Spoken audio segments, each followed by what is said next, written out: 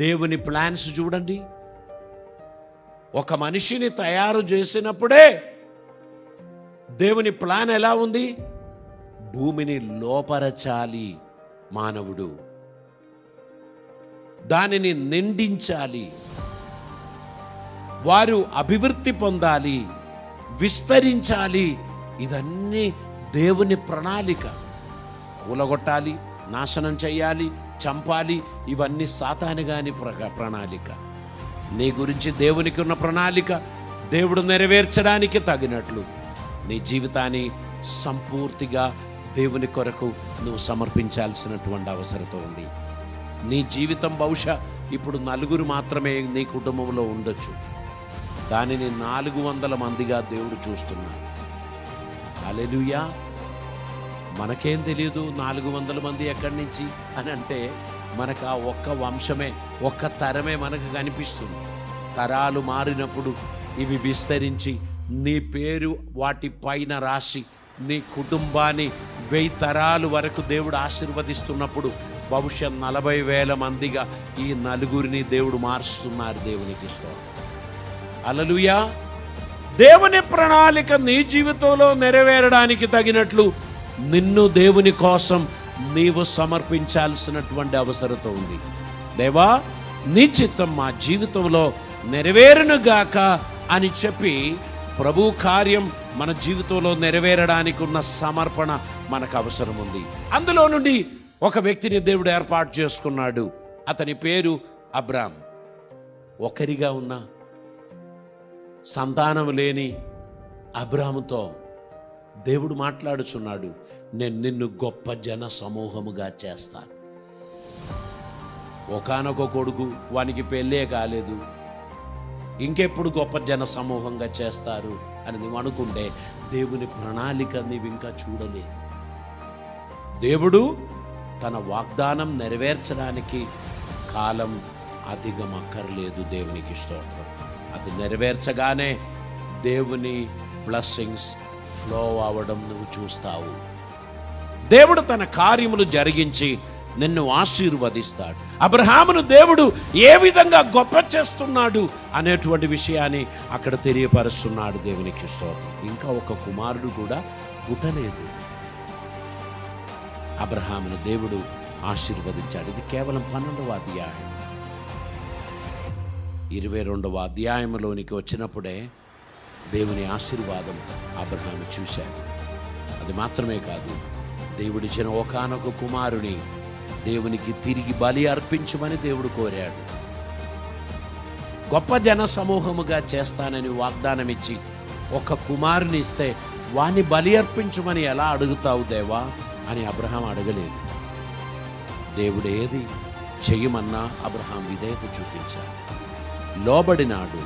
ఇసాకును తీసుకొని మోరియా కొండపైకి ఎక్కాడు. దాసులను అట్టడుగున నిలబెట్టాడు.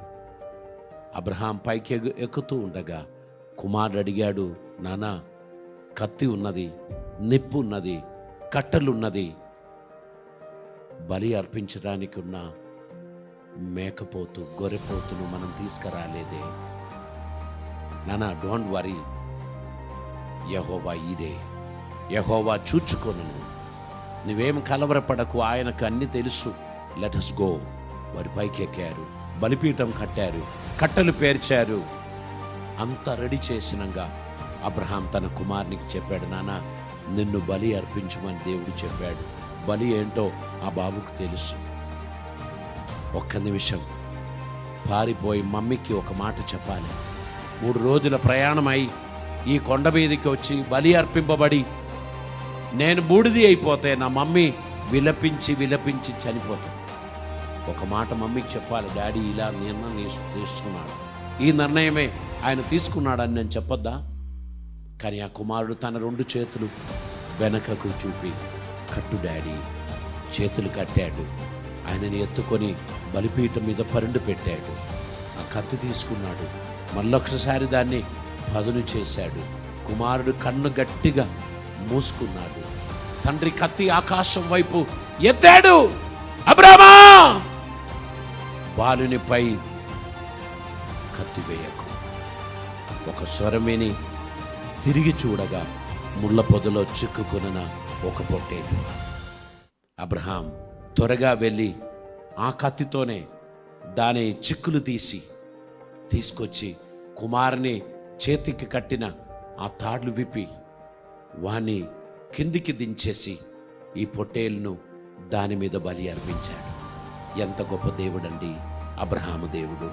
అబ్రహాము దేవుడు మన దేవుడు అని చెప్పడానికి ఎంతమందికి సంతోషం ఉంది. నీ జీవితంలో చాలా క్రిటికల్ సిచ్యువేషన్స్ ఉండొచ్చు.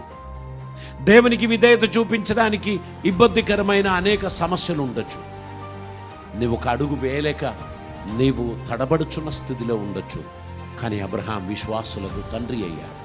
దేవుని యందు విశ్వాసం ఉంచిన అబ్రహామును అది అతనికి నీతిగా ఎంచి దేవుడు ఆశీర్వదించాడు.